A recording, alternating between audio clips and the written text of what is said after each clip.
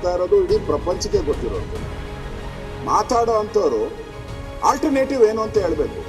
Gas ಸಿಗ್ತಾ ಅದಕ್ಕೆ alternative ಏನು ಅಂತ ಹೇಳ್ಬೇಕು. ಯಾವ ರಾಜ್ಯದಲ್ಲೂ ಪ್ರಾಬ್ಲಮ್ ಇಲ್ಲ, ಯಾವ ರಾಜ್ಯದಲ್ಲೂ ಪ್ರಾಬ್ಲಮ್ ಇಲ್ಲ, ಇದೇ ರಾಜ್ಯದಲ್ಲಿ. ಯಾಕಂದ್ರೆ ಸ್ವತಃ ಮುಖ್ಯಮಂತ್ರಿ ಹೇಳಿದ್ದಾರೆ ಸ್ಟ್ರೈಕ್ ಮಾಡಿ ಅಂತ. ಸ್ಟ್ರೈಕ್ ಮಾಡಿ ಅಂತ ಹೇಳ್ತಾ ಇದ್ದಾರೆ ಮುಖ್ಯಮಂತ್ರಿ. ಎಷ್ಟು ಸರಿ ಇದು? ಸಿಲಿಂಡರ್ಗಳು ಬರೆದಿದ್ದಾರೆ, ಕಮರ್ಷಿಯಲ್ ಸಿಲಿಂಡರ್ಗಳು ಬರೆದಿದ್ದಾರೆ, ಗ್ಯಾಸ್ ಸಿಲಿಂಡರ್. ನಾವು ಚಳವಳಿ ಮಾಡಬೇಕಾಗತ್ತೆ, ಹೋಟೆಲ್ಗಳನ್ನು ಬಂದ್ ಮಾಡಬೇಕಾಗತ್ತೆ ಅಂತ ಹೇಳಿದ್ರು. ಸರಿ ಇದೆ ಅಂತ ಹೇಳೋದೇನು, ಸರಿ ಇದೆ ಅಂತ ಹೇಳೋದೇನು, ಪ್ರಚೋದನೆ ಮಾಡಿ ಚಳವಳಿ ಮಾಡಿ ಅಂತ ಹೇಳಿದೆ ಅಂತ ಅನ್ನೋದು ಸುಳ್ಳು. ನೀವ್ ಹೇಳ್ಬೋದು, ನೀವ್ ಹೇಳಿ ಮರ್ತು ಬಿಡ್ತೀರಾ. ಪ್ರೆಸ್ ಅವ್ರೇನು ಮರೆಯಲ್ಲ, ಅದನ್ನೇ ತೋರಿಸಿ ಹೇಳ್ತಾ ಇದ್ದಾರೆ. ನೀವು ಚೆಕ್ ಮಾಡಿ, ನೀವೆಲ್ಲ ಬೇಕಾದ್ರೆ ಚೆಕ್ ಮಾಡಿ. It is not correct, it is correct, it is correct.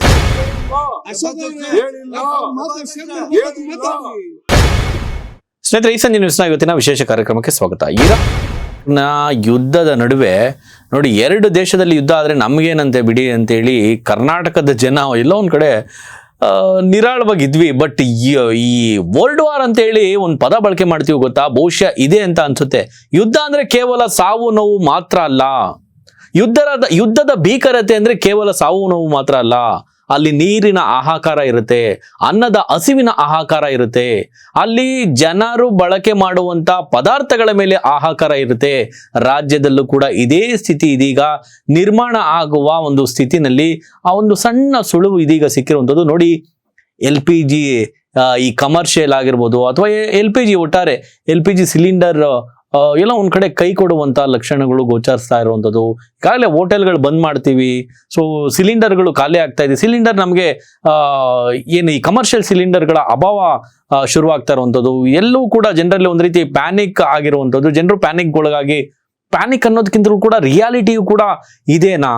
But ಇದರ ಒಂದು ಸ್ವರೂಪ ಇವತ್ತಿಗೆ ತಕ್ಷಣ ಈ ಕ್ಷಣಕ್ಕೆ ಗೊತ್ತಾಗದೆ ಇದ್ರೂ ಕೂಡ ಎಲ್ಲೋ ಒಂದ್ ಕಡೆ ಈ ಸಿಲಿಂಡರ್ ನಲ್ಲೂ ಕೂಡ ಮಾಫಿಯಾ ಇದೆಯಾ ಅನ್ನುವಂಥ ಮಾತುಗಳು ಕೂಡ ಕೇಳಿ ಬರ್ತಾ ಇದೆ. ಹೆಂಗ್ ಮಾಫಿಯಾ ಅಂದ್ರೆ ಹೆಂಗೆ, ಈ ಪದ ಹೆಂಗ್ ಬಳಕೆ ಮಾಡ್ಬೋದು ಅಂದ್ರೆ, ಎಲ್ಲ ಒಂದ್ ಕಡೆ ಸ್ಟಾಕ್ ಗಳನ್ನ ಒಂದೆಡೆ ಗೋಡನ್ ನಲ್ಲಿ ಅದನ್ನ ಸ್ಟಾಕ್ ಅನ್ನ ಒಂದೆಡೆ ಶೇಖರಣೆ ಮಾಡ್ತಾ ಇಲ್ಲಿ ಜನರಲ್ಲಿ ಒಂದ್ ರೀತಿ ಡಿಮ್ಯಾಂಡ್ ಕ್ರಿಯೇಟ್ ಮಾಡುವಂತ ಕೆಲಸ ಕೂಡ ಮಾಡಲಾಗ್ತಾ ಇದೆ. ಈ ರೀತಿಯ ಆರೋಪಗಳು ಕೇಳಿ ಬರ್ತಾ ಇರುವಂತದ್ದು.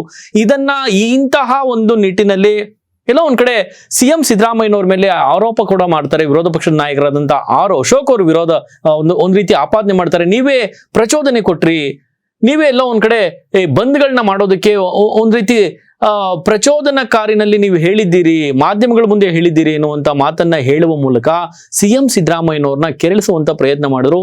ಸಿಲಿಂಡರ್ ಕುರಿತು ಸದನದಲ್ಲೂ ಕೂಡ ಸದ್ದಾಗಿರುವಂಥದ್ದು, ದೊಡ್ಡ ಮಟ್ಟದಲ್ಲಿ ಸದ್ದಾಗಿದೆ. ಇಷ್ಟಕ್ಕೂ ಅಶೋಕ್ ಅವರು ಏನ್ ಹೇಳಿದ್ರು, ಜೊತೆಯಲ್ಲಿ CM ಸಿದ್ದರಾಮಯ್ಯನವರು ಅದಕ್ಕೆ ಏನು ಉತ್ತರ ಕೊಡ್ತಾರೆ, ಆ ವಿಡಿಯೋ ತೋರಿಸ್ತೀವಿ, ನೋಡ್ಕೊಂಬನೆ.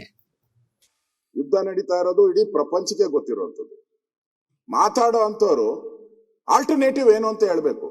ಆಯ್ತು, ಇದೆ ಸಿಗ್ತಾ ಇಲ್ಲ, ಇದು ಗ್ಯಾಸ್ ಸಿಗ್ತಾ ಇಲ್ಲ, ಅದಕ್ಕೆ ಆಲ್ಟರ್ನೇಟಿವ್ ಏನು ಅಂತ ಹೇಳ್ಬೇಕು. ಆಲ್ಟರ್ನೇಟಿವ್ ಏನು ಅಂತ ಹೇಳಿದೆ ಸ್ವತಃ ಮುಖ್ಯಮಂತ್ರಿಗಳು ನಾನು ನೋಡಿದೆ. ಒಬ್ಬ ರಾಜ್ಯದ ಮುಖ್ಯಮಂತ್ರಿ, ಯಾವ ರಾಜ್ಯದಲ್ಲೂ ಪ್ರಾಬ್ಲಮ್ ಇಲ್ಲ, ಯಾವ ರಾಜ್ಯದಲ್ಲೂ ಪ್ರಾಬ್ಲಮ್ ಇಲ್ಲ, ಇದೇ ರಾಜ್ಯದಲ್ಲಿ. ಯಾಕಂದ್ರೆ ಸ್ವತಃ ಮುಖ್ಯಮಂತ್ರಿ ಹೇಳಿದ್ದಾರೆ ಸ್ಟ್ರೈಕ್ ಮಾಡಿ ಅಂತ. ಸ್ಟ್ರೈಕ್ ಮಾಡಿ ಅಂತ ಹೇಳ್ತಾ ಇದ್ದಾರೆ ಮುಖ್ಯಮಂತ್ರಿಗಳು. ಎಷ್ಟು ಸರಿ ಇದು? ಕಾನೂನು ಸುವ್ಯವಸ್ಥೆ ಪಾಲನೆ ಮಾಡುವ ಮುಖ್ಯಮಂತ್ರಿ ಮಾಡಿ ನೀವು ಸ್ಟ್ರೈಕ್ ಅಂತ ಹೇಳುದು. ನಾವು ಹೇಳ್ಬೋದಾ? ಪೆಟ್ರೋಲ್ ಬೆಲೆ ಏರಿಕೆ ಮಾಡಿ ಮುಚ್ಚಿ ಅಂತ ನಾವೇನೇನು ಹೇಳಿದ್ರ? ಎಲ್ಲ ಹೋಟ್ಲುಗಳು ಮುಚ್ಚಿ ಅಂತ ನಾವೇನೇನು ಹೇಳಿದ್ರ? ಒಬ್ಬ ರಾಜ್ಯದ ಮುಖ್ಯಮಂತ್ರಿ ಒಂದು ರೆಸ್ಪಾನ್ಸಿಬಿಲಿಟಿ ಇರ್ಬೇಕಲ್ಲ, ಹೇಳಕ್ಕೆ ಒಂದು ರೆಸ್ಪಾನ್ಸಿಬಿಲಿಟಿ ಇರ್ಬೇಕು. ನಾವು ಅದೇ ತರ ಮಾಡಿದ್ರೆ ಇವರು ಹೋಟ್ಲು ಬೆಲೆ ಏರಿಕೆ ಮಾಡಿದ್ದಾರೆ, ಹೋಟ್ಲು ಬೆಲೆ ಏರಿಕೆ ಮಾಡಿದಾಗ ನಾವು ಹೇಳ್ಬಿಟ್ರೆ ಸ್ಟ್ರೈಕ್ ಮಾಡಿ ಅಂತ ನಾವು ನಾನು ಹೇಳದ್ದು ಪ್ರಶ್ನವ್ರು ವಿಚಾರ ಮಾಡಿದ್ರೆ ಕೂತ್ಕೊಳ್ಳಿ. ನಮಗೆ ಸಿಲಿಂಡರ್ಗಳು ಬರದೇ ಹೋದ್ರೆ, ಕಮರ್ಷಿಯಲ್ ಸಿಲಿಂಡರ್ಗಳು ಬರದೇ ಹೋದ್ರೆ, ಗ್ಯಾಸ್ ಸಿಲಿಂಡರ್ಗಳು ಬರದೇ ಹೋದ್ರೆ ನಾವು ಚಳವಳಿ ಮಾಡಬೇಕಾಗತ್ತೆ, ಹೋಟೆಲ್ಗಳನ್ನು ಬಂದ್ ಮಾಡಬೇಕಾಗತ್ತೆ ಅಂತ ಹೇಳಿದ್ರು. ಅವ್ರು ಹೇಳಿದ್ರು ಸರಿ ಇದೆ ಅಂತ ಹೇಳಿದೆ. ನಾನು ಅವ್ರನ್ನ ಪ್ರಚೋದನೆ ಮಾಡಿ ಚಳವಳಿ ಮಾಡಿ ಅಂತ ಹೇಳಿದೆ ಅಂತ ಅನ್ನೋದು ಸುಳ್ಳು. ನೋಡಿ, ನೀವ್ ಏನ್ ಹೇಳಿದಿರ ಅಂತ ನೀವ್ ಹೇಳ್ಬೋದು, ನೀವ್ ಹೇಳಿ ಮರ್ತು ಬಿಡ್ತೀರಾ. ಪ್ರೆಸ್ ಅವ್ರೇನು ಮರೆಯಲ್ಲ, ಅದನ್ನೇ ತೋರಿಸಿ ಹೇಳ್ತಾ ಇದಾರೆ. ನೋ, ನೀವು ಚೆಕ್ ಮಾಡಿ, ನೀವೆಲ್ಲ ಬೇಕಾದ್ರೆ ಚೆಕ್ ಮಾಡಿ. It is not correct, it is correct, it is correct. ನೀವು ಮಾಧ್ಯಮದಲ್ಲಿ ಏನ್ ಬಂದಿದ್ದು, that is correct, that is correct. ಹೌದು, ನಿಮ್ಗೆ ಎಲ್ಲ ಕಳ್ಸಿಕೊಡ್ತೀನಿ. ನೀವು ಇದ್ರ? ಹೌದು, ನಾನು ನೋಡಿದ್ದೀನಿ. ನಾನು ಇರ್ಬೇಕಲ್ಲ, ಅಲ್ಲ ನಾನು ಹೇಳಿದೆ. ಹೌದು, ನೀವು ಡಿಮ್ಯಾಂಡ್ ಮಾಡ್ತಾ ಇರ್ತಕ್ಕಂಥದ್ದು ಸರಿಯಾಗಿದೆ. ಸರಿ, ಅಲ್ಲಿ ಹೇಳ್ಬೇಕಾಯ್ತು. ಸ್ಟ್ರೈಕ್ ಮಾಡೋದಕ್ಕೆ ಮುಖ್ಯಮಂತ್ರಿಗಳು ಬೆಂಬಲ ಅದೇ ಬಂದಿದ್ದು. ನೋಡಿ, ಇಲ್ರಿ 100% ಅಷ್ಟೇ ಬಂದಿರೋದು. 100% ಇನ್ಕರೆಕ್ಟ್. ಹೇಳಿ ಹಂಗಾರೆ, ನಾನು ಹೇಳಿಲ್ಲ ಸ್ಟ್ರೈಕ್ ಮಾಡಕ್ಕೆ ಅಂತ ಹೇಳಿ ಒಪ್ಪಂದ. ಇವಾಗ ಏನಿಲ್ಲ, ನಾನು ಇವತ್ತೇ ಹೇಳ್ತಾ ಇದ್ದೀನಿ, ಅಸೆಂಬ್ಲಿನಲ್ಲಿ ಹೇಳ್ತಾ ಇದ್ದೀನಿ. ಹೇಳಿ, ನಾನು ಹೇಳ್ತಾ ಇದು ಡಿಮ್ಯಾಂಡ್, ಅವ್ರ ಡಿಮ್ಯಾಂಡ್ ಸರಿಯಾಗಿದೆ ಅಂತ ಈಗಲೂ ಹೇಳ್ತಾ ಇದ್ದೀನಿ, ನಾಳೆನೂ ಹೇಳ್ತೀನಿ, ನಾಳಿದ್ದು ಹೇಳ್ತೀನಿ. ಸ್ಟ್ರೈಕ್ ಮಾಡಕ್ಕೆ ಹೇಳಿರೋದು, ಸ್ಟ್ರೈಕ್ ಮಾಡಿ ಅಂತ ಹೇಳಿಲ್ಲ. ಅದು ಬೇಕಾಗಿರೋದು, ಸ್ಟ್ರೈಕ್ ಮಾಡಿ ಅಂತ ಹೇಳಿಲ್ಲ. ಅದು ಬೇಕಾಗಿರೋದು ನಮ್ದು. ಪತ್ರಿಕೆಯಲ್ಲಿ ಒಂದು ಸ್ಟ್ರೈಕ್ ಮಾಡು ಅಂತ ಹೇಳಿಲ್ಲ,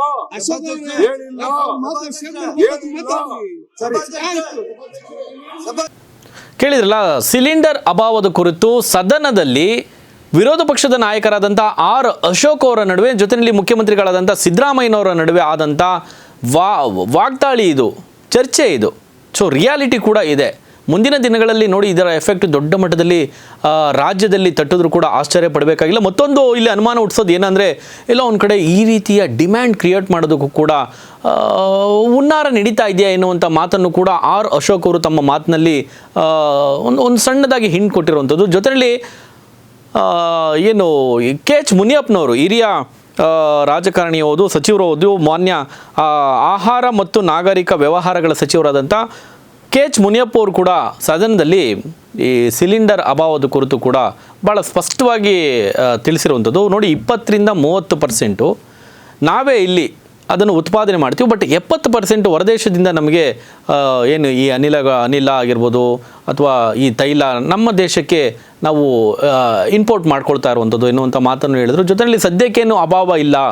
ಸೊ ಅಭಾವ ಇದ್ರೂ ಕೂಡ ಗೈಡ್ಲೈನ್ಸ್, ಒಂದಷ್ಟು ಗೈಡ್ಲೈನ್ಸ್ ಅಧಿಕಾರಿಗಳ ಜೊತೆ ಕೂತ್ಕೊಂಡು ಸಮಾಲೋಚನೆ ಮಾಡಿದ್ದೀವಿ, ಒಂದಷ್ಟು ಗೈಡ್ಲೈನ್ಸನ್ನು ಕೊಟ್ಟಿದ್ದೀವಿ, ಯಾವುದೇ ಕಾರಣಕ್ಕೂ ಅಭಾವ ಆಗಬಾರ್ದು ಎನ್ನುವಂಥ ನಿಟ್ಟಿನಲ್ಲಿ ಒಂದಷ್ಟು ಕ್ರಮ ಕೂಡ ಜರುಗಿಸಿದ್ದೀವಿ ಎನ್ನುವಂಥ ಮಾತನ್ನು ಕೂಡ ಇಲ್ಲಿ ಕೆ ಎಚ್ ಮುನಿಯಪ್ಪನವರು ಹೇಳ್ತಾರೆ. ಅವರು ಕೂಡ ಏನು ಮಾತನಾಡಿದ್ದಾರೆ, LPG ಗ್ಯಾಸು, ಈ ಏನು ಕಮರ್ಷಿಯಲ್ ಸಿಲಿಂಡರ್ ಕುರಿತು ಏನು ಮಾತನಾಡಿದ್ದಾರೆ, ಸೊ ಆ ವಿಡಿಯೋ ಕೂಡ ತೋರಿಸ್ತೀವಿ, ನೋಡ್ಕೊಂಬನ್ನಿ. ನಾನು ತಕ್ಷಣ ಬೆಳಗ್ಗೆ 10 ಗಂಟೆಗೆ ಮೀಟಿಂಗ್ ಕರೆದು ನಮ್ಮ ಸೆಕ್ರೆಟರಿ ಕಮಿಷನರ್ ಜೊತೆಯಲ್ಲಿ ಡೀಟೈಲ್ ಆಗಿ ಡಿಸ್ಕಸ್ ಮಾಡಿದೆ. ಅವರು ಪರಿಸ್ಥಿತಿಯನ್ನ ಎಕ್ಸ್ಪ್ಲೈನ್ ಮಾಡಿದ್ರು. ಏನ್ ಮಾಡ್ಲಿಕ್ಕೆ ಸಾಧ್ಯ, 9 ದಿನ ಇವತ್ತುವರೆಗೂ ಏನು ಪ್ರಾಬ್ಲಮ್ ಆಗೋದಿಲ್ಲ, ನಾವು ಸಪ್ಲೈ ಮಾಡ್ತೀವಿ. ಆದರೆ ಇವತ್ತಿನ ಪರಿಸ್ಥಿತಿಯಲ್ಲಿ ನಾವು 20-30% ನಮ್ಮ ಸ್ವಂತ ಉತ್ಪಾದನೆ ಇದೆ, 70% ಹೊರ ದೇಶಗಳಿಂದ ಬರ್ತಾ ಇದೆ. ಇಸ್ರೇಲ್ ಮತ್ತು ಇರಾನ್ ಯುದ್ಧ ನಡೀತಾ ಇರೋದ್ರಿಂದ ಸುಮಾರು 10 ವೆಸಲ್ಸ್ ಅಂದ್ರೆ ಹಡಗುಗಳು ಆಯಿಲ್ ಅನ್ನು ತುಂಬಿಕೊಂಡಿರೋನ ಅಲ್ಲಿ ರದ್ದು ಮಾಡಿದ್ದಾರೆ, ಬಿಡ್ತಾ ಇಲ್ಲ. ಆ ಕಾರಣದಿಂದ ಈ ಆಯಿಲ್ ಅಲ್ಲಿ ಬರದೇ ಇದ್ರೂ ಕೂಡ ನಾವು ಕನಿಷ್ಠ ಒಂದು ಕುಟುಂಬಕ್ಕೆ 1 ಸಿಲಿಂಡರ್ನ 25-30 ದಿನ ಒಳಗಡೆ ಕೊಡ್ತೀವಿ. ಕಾನೂನಲ್ಲಿ ಏನಿದೆ ಅಂದ್ರೆ, ಒಂದು ಸಿಲಿಂಡರು 14 kg ಇರ್ತದೆ. ಅದು 4-5 ಜನ ಇರುವಂತ ಕುಟುಂಬಕ್ಕೆ 1 ತಿಂಗಳು 15 ದಿನ ಉಪಯೋಗಿಸಬಹುದಂತೆ. ಅದಾದ್ರೂ ಕೂಡ 1 ಸಿಲಿಂಡರ್ ಅನ್ನ ಪ್ರತಿ ಕುಟುಂಬಕ್ಕೂ ಕೊಡ್ತೇವೆ ಅನ್ನೋದನ್ನ ಒಂದು ತೀರ್ಮಾನ ಆಗಿದೆ. ಬೆಳಗ್ಗೆ ಕೇಳಿದ್ರಲ್ಲ, ಇದಿಷ್ಟು ಇವತ್ತು ಸದನದಲ್ಲಿ ಆದಂಥ ಸದ್ದು, ಸಿಲಿಂಡರ್ ಕುರಿತು ಆದಂಥ ಸದನದಲ್ಲಿ CM ಸಿದ್ದರಾಮಯ್ಯನವರ ನಡುವೆ, ವಿರೋಧ ಪಕ್ಷದ ನಾಯಕರಾದಂಥ ಆರ್ ಅಶೋಕ್ ಅವರ ನಡುವೆ, ಜೊತೆಯಲ್ಲಿ ಕೆ ಎಚ್ ಮುನಿಯಪ್ಪ ಅವರ ನಡುವೆ ಆದಂಥ ಏನು ಸಿಲಿಂಡರ್ ಕುರಿತು, ಸಿಲಿಂಡರ್ ಅಭಾವದ ಕುರಿತು, ಜೊತೆಯಲ್ಲಿ ಹೋಟೆಲ್ಗಳೇನು ಬಂದಾಗ್ಬಿಡುತ್ತೆ, ಸ್ಟಾರ್ ಹೋಟೆಲ್ಗಳಲ್ಲೂ ಕೂಡ ಈ ಸೌದೆ ಒಲೆಯನ್ನು ಉಪಯೋಗಿಸ್ತಾ ಇದ್ದಾರೆ, ಈ ರೀತಿಯ ಚರ್ಚೆಗಳು, ಈ ರೀತಿಯ ಪರಿಸ್ಥಿತಿಗಳು ನಿರ್ಮಾಣ ಆಗ್ತಾ ಇರುವಂಥದ್ದು. ಇದರ ನಡುವೆ ಸದನದಲ್ಲಿ ದೊಡ್ಡ ಮಟ್ಟದಲ್ಲಿ ಒಂದು ರೀತಿ ಸದ್ದಾಗಿದೆ. ಮುಂದಿನ ದಿನಗಳಲ್ಲಿ ಈ ಸಿಲಿಂಡರು ಅಭಾವ ಯಾವ ರೀತಿ ಜನಗಳಿಗೆ ಬಿಸಿ ಮುಟ್ಟಿಸುತ್ತೆ. ಸೊ ಜೊತೆಯಲ್ಲಿ ನೋಡಿ, ದಿನನಿತ್ಯ ಹೋಟೆಲನ್ನೇ ನಂಬಿಕೊಂಡು ಇರುವಂಥವ್ರಿಗೂ ಕೂಡ ದೊಡ್ಡ ಮಟ್ಟದಲ್ಲಿ ಸಮಸ್ಯೆ ಆಗುತ್ತೆ. ಜೊತೆಯಲ್ಲಿ ಸರ್ಕಾರ ಕೂಡ ಒಂದು ರೀತಿ ಹೊರೆ ಆಗುವಂಥ ಸಾಧ್ಯತೆಗಳು ಹೆಚ್ಚಾಗ್ತಿರೋದು. ಸ್ನೇಹಿತರೆ, ಈ ಎಲ್ಲದರ ಕುರಿತಾಗಿ ನಿಮ್ಮ ಅನಿಸಿಕೆ ಏನು ಸಿಲಿಂಡರ್ ಅಭಾವದ ಕುರಿತು?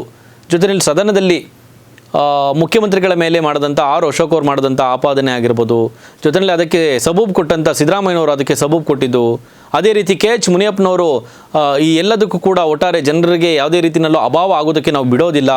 ಸೊ ಗೈಡ್ಲೈನ್ಸ್, ಒಂದಷ್ಟು ಅಧಿಕಾರಿಗಳಿಗೆ ಗೈಡ್ಲೈನ್ಸ್ ಕೊಟ್ಟಿದ್ದೀವಿ, ಅದರಂತೆ ಜನರಿಗೆ ಅಭಾವ ಆಗೋದಕ್ಕೆ ಬಿಡೋದಿಲ್ಲ, ಜನರು ಕೂಡ ಸಹಕರಿಸಬೇಕು ಎನ್ನುವಂಥ ಮಾತುಗಳನ್ನು ಕೂಡ ಇಲ್ಲಿ KH ಮುನಿಯಪ್ಪನವರು ಹೇಳ್ತಾರೆ. ಒಟ್ಟಾರೆ ಈ ಕುರಿತು ನಿಮ್ಮ ಅನಿಸಿಕೆಯನ್ನು ಕಮೆಂಟ್ ಮಾಡಿ. ನೋಡ್ತಾರೆ ಈ ನ್ಯೂಸ್, ಇದು ಸಮಸ್ತ ಕನ್ನಡಿಗರ ಧ್ವನಿ.